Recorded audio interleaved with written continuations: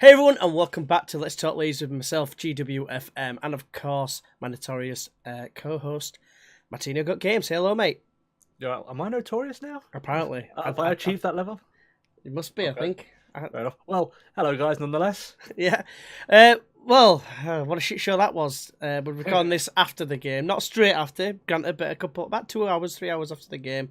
We needed some more time to calm down, I guess. Yeah, it was a little bit of a shit show, but we've got to put it into perspective. The Toby Nye situation. I think you have to applaud Stoke as well. This for the 6 minute applause, minutes applause. Absolutely gutting that something like that can happen.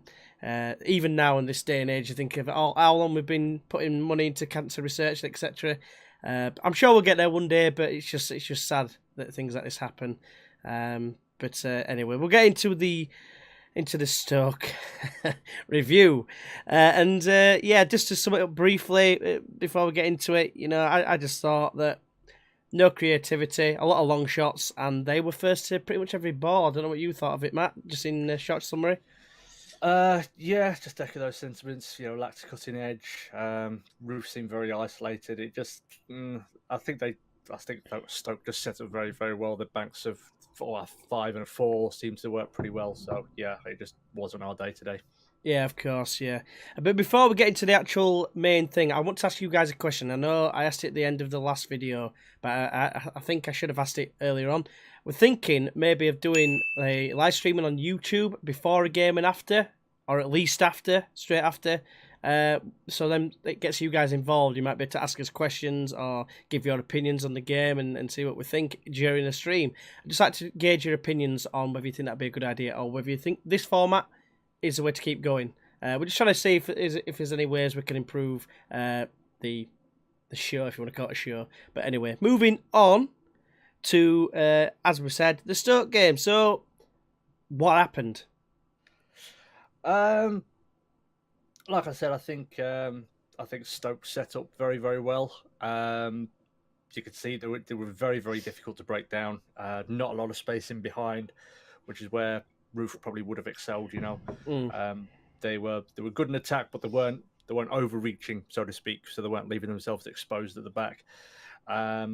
Like I said, just stray passes, lack of a cutting edge. As I said, Roof very isolated. I think they went 3 at the back, and he's not the biggest guy around. He's pretty good in the air, but it was always going to be difficult for him. And I mean, you said it. We were second to every 50-50. Silly sending off. Wasn't a sending off. Wasn't a booking. You just fell. Pods just fell over. Don't understand it at all, that one. Well, the referee. Well, I don't know if you saw that he actually came out, did Pontus, and he's basically apologised to all fans and staff and everything and players. So he must have done something. That's all I'll say on that part. Sorry to interrupt you, mate. Yeah. Honestly, I think he's done that purely because if he'd come out and said it was never a sending off, the ref's a wanker, it'd have been banned. Yeah. So I don't think he's been told off, so to speak. Just said, just curb it, just let it go and so on. But it was, I mean, every reply I've seen to that tweet, everyone said it was never a sending off. It wasn't a sending off, and it wasn't. It wasn't a sending off. It wasn't. It looks very soft. Yeah, I mean, the only saving grace is if he's only going to get sent off once, you'd probably say leading into the Rotherham game probably would have been ideal because I don't think they're going to pose much of a threat. Famous last words. Yeah. But yeah, I don't know whether the media coverage has played a part. I'd like to think not, but you never know. But like I say, it's just nobody stood out today. We got a goal at the last, basically a nothing goal in garbage time. It just wasn't our day. I think Stoke just set up very, very well, and they'll probably start moving up the table a little bit now. They've got a new manager who seems to know what he's doing. Well, I mean, I'd argue otherwise because he'd lost his first 2 games, including against Shrewsbury after being 2-0 up. You know what I mean? Pitting your wits against illegal managers, BLs, and he gets bettered by him. But, maybe it's just one of those days. I thought quite a few players had massively off days, Click in particular. I mean, I don't know, I seem to have a reluctance to pass it out wide for some reason. When they were, like Jack Clark, I know obviously we're putting a lot of reliance on Jack Clark with us saying this, but it was in quite a bit of space quite often, and they always seemed to go on the inside channel as well.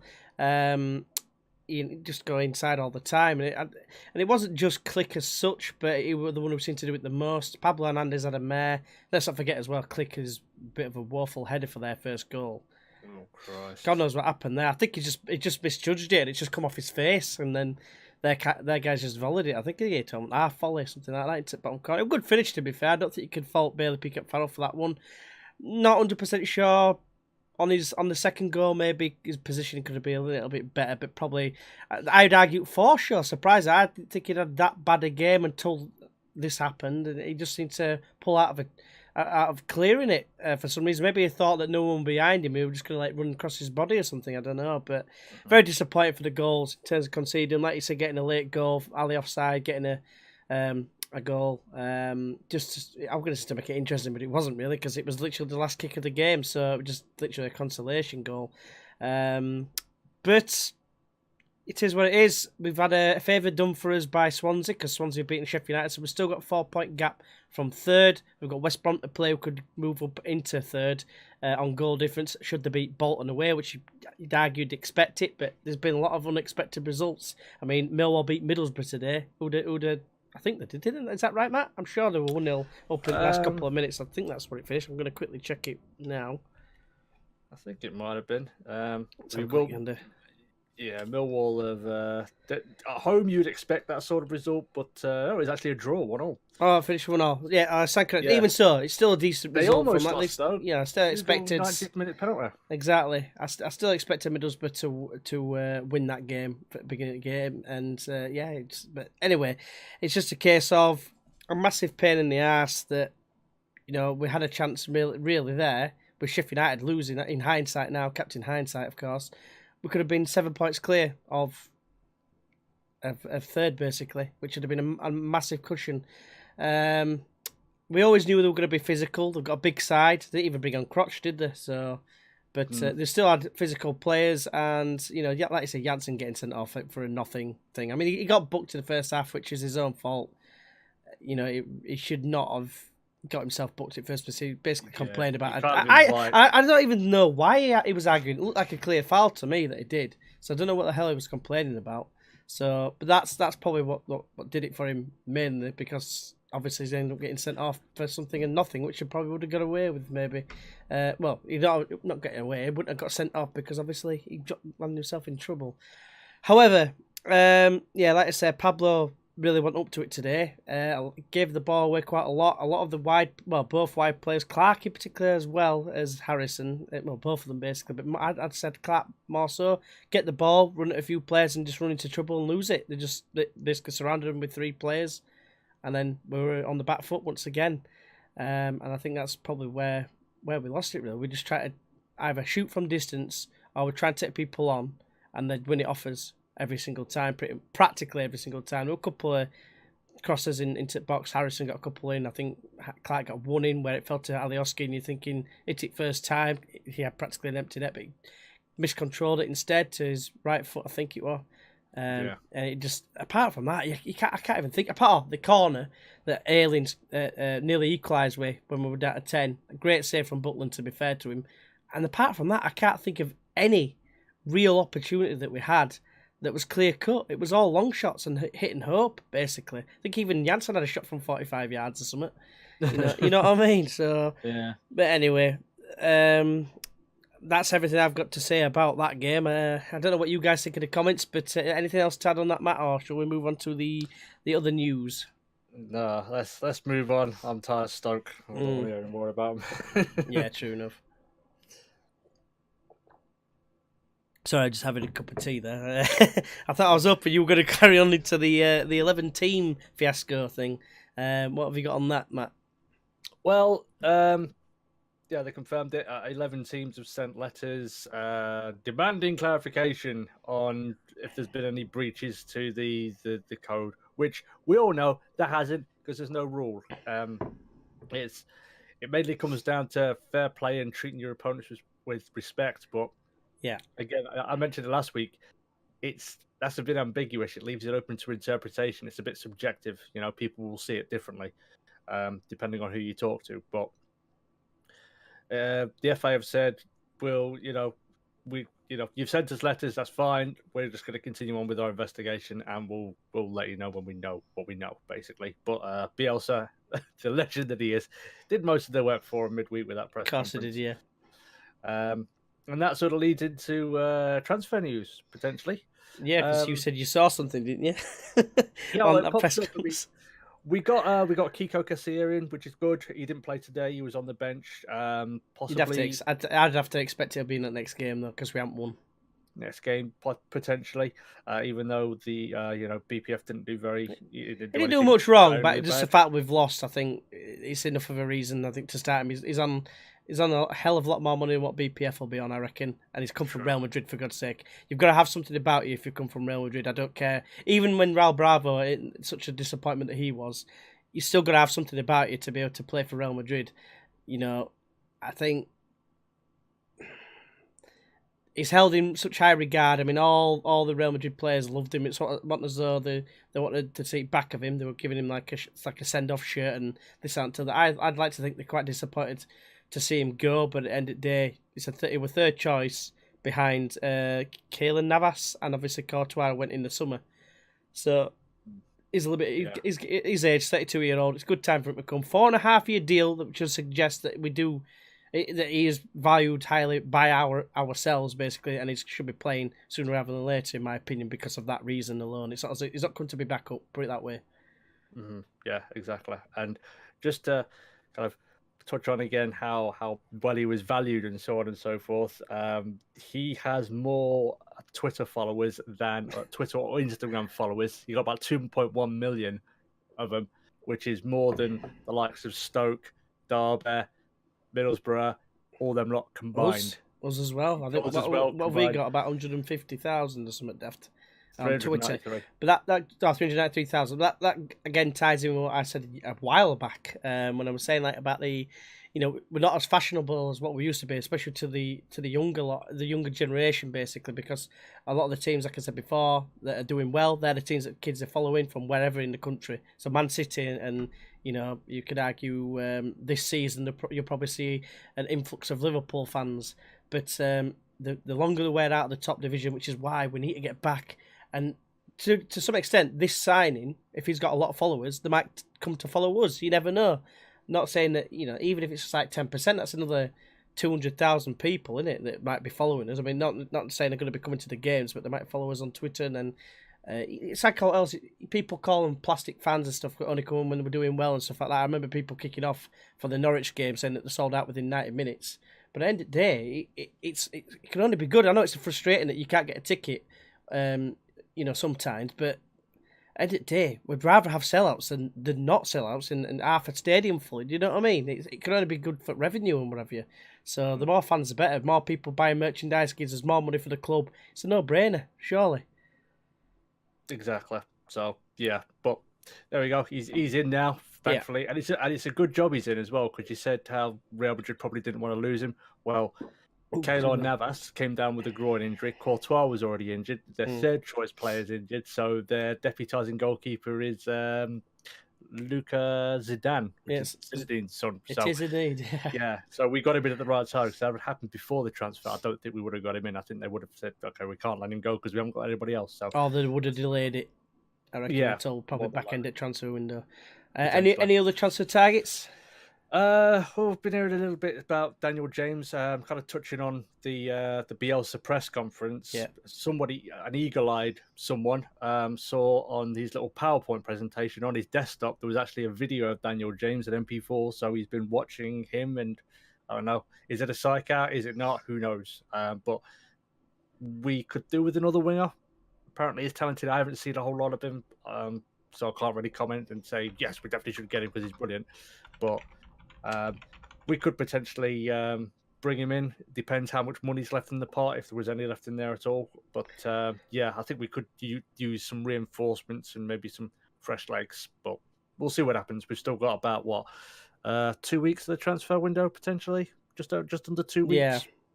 Yeah, something like that. Yeah, we'll see what happens. Things move quickly. The one thing I'm looking at now, I've got I happen to have Football Manager on at the same time. I'm just having a quick look. It is a good 4 years into the future, mind, in the save that I'm on. But one thing I've noticed is he's rapid. Basically, he's scored out of 20. His acceleration is 16, and his pace is 17. And he's got some flair. He's got 15 for flair, so he's quite a tricky, skillful sort of player. Half decent at passing with 12, techniques 13, and dribbling 14. That's not bad, I don't think. And they're just like the key attributes for a winger, really, I think. And I don't know what you think to what I've just told you there, Matt, or do you give a shit?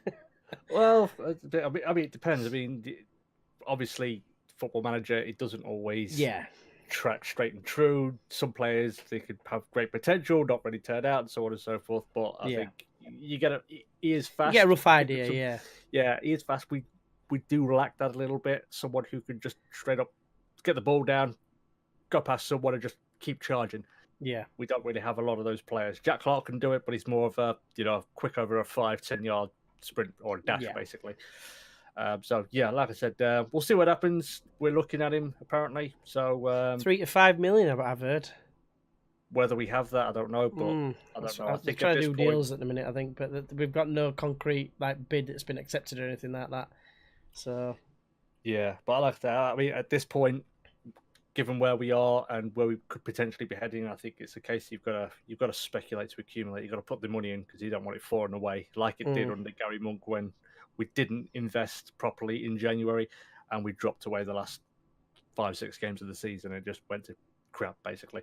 So, we'll see what happens, I guess. Yeah, of course. The one last thing, just to touch on, can play both wings and is right-footed. That's what I've just picked up from there. I forgot to mention that before. Right, so moving on. That's all the news. Rotherham away. What do you reckon, Matt? What can you spy in the future? I spy with my little eye. 3 points, hopefully. Yeah. I think we'll win this one.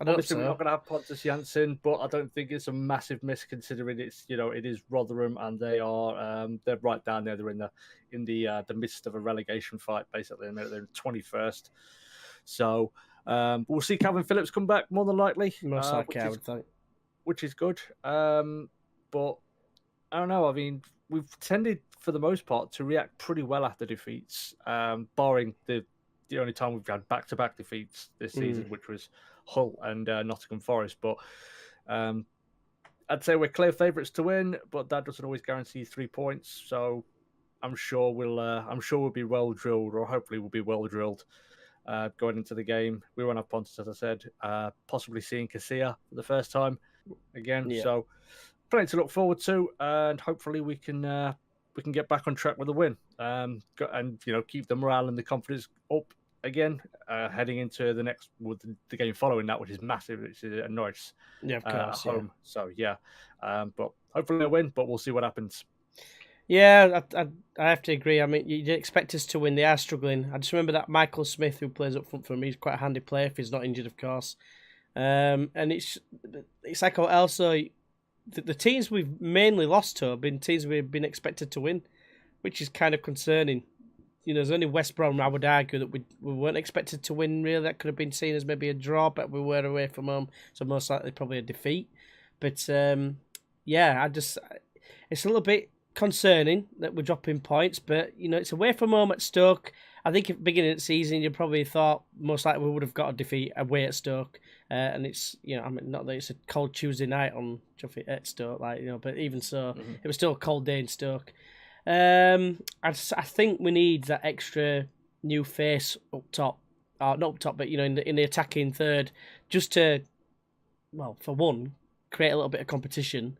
But if they're better than what we've already got, I think that's what we need. Because Harrison he tries hard. Don't get me wrong, and he's got a little bit of flair about him, a bit of trickery and deceit. But again, final ball and decision making is sometimes a little bit questionable. I just think we need someone else in there. We haven't replaced Saiz yet, and Baker's obviously gone, but he's not really a major loss. But it just means we're even thinner on the ground. And like you say, you look at the bench. Like today, I looked at it again. I looked at their bench, looked at ours, and just on paper, they just destroyed our bench because ours were all kids. Yeah, Jordan Stevens came on, didn't he? He looked a little bit tidy, but didn't really put a foot wrong. But that's not the sort of caliber player you need when you need to bring on when you're losing. Oh, I think he brought him in when we had 10 men as well. I think I seem to remember. It was it was about I think it was just after potentially. But that's your game changer. You're bringing on a kid for his debut when we're losing. Do you know what I mean? I know it's awkward if a lot of players are injured, but even so. But hopefully we'll get a little bit of change in fortune, and yeah, hopefully we'll see us. I could see us hopefully getting getting a 2-0 win away from home. I would hope, but I say that without Pontus Jansson in the team, but I could see Phillips dropping into centre back again. To be fair, so we don't know. We conceded like goals for fun when we had Jansson and Phillips at the back, so it's Cooper and Phillips. So we'll have to wait and see. But yeah, I suppose it's time to wrap this up. So yeah, if you want to go ahead and peep your channel, Matt, mate. Well, you should know by now. Do sim racing and Football Manager. Getting back into it. Did a video on Thursday. I blame G for the reason it took so long, because he's having me fiddling around with my bloody mic volume. It was absolutely through the roof. Right. So I didn't record it. But yeah, that was your fault. I blame people. Sorry, about that. But yeah, so if you're interested in either of those things, come check me out. Link will probably be in the description. It is. Or you could just type in the thing in, check me out on Twitter, Facebook, Instagram. I'm on all of them. I'm Mr. Popular. Apparently so. Right, and myself, obviously, I would hope you know who I am, but otherwise, I'm on Twitch mainly these days in terms of the Football Manager and a couple of other games here and there.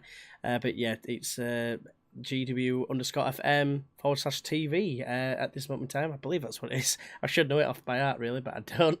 But yeah, come check us out. We talk a lot of bollocks, particularly about Leeds. Currently playing as Leeds United in a challenge to get us, well, basically go all the way to the top, but we're struggling at the minute. We're in a relegation zone. It's quite a hard season, this one, for some reason. But anyway, yeah, hopefully you can join us then. And that, again, link in the description below, as is Twitter, etc. And yeah, hopefully see you then. But I suppose that's it. Until next time, hopefully, when we're back, it'll be... Oh, let us know as well. Don't forget about the... I'm about to remind you. Let us know what you think about doing the live stream for the next video. Depending on how many comments, see how many comments we get on it. If we get quite a few, we'll decide. We'll try and sort out doing a live stream if people are interested. If not, we'll stick to it this way after the game. We're going to try and aim for after every game now. Otherwise, but until next time, we will see you then. Bye bye.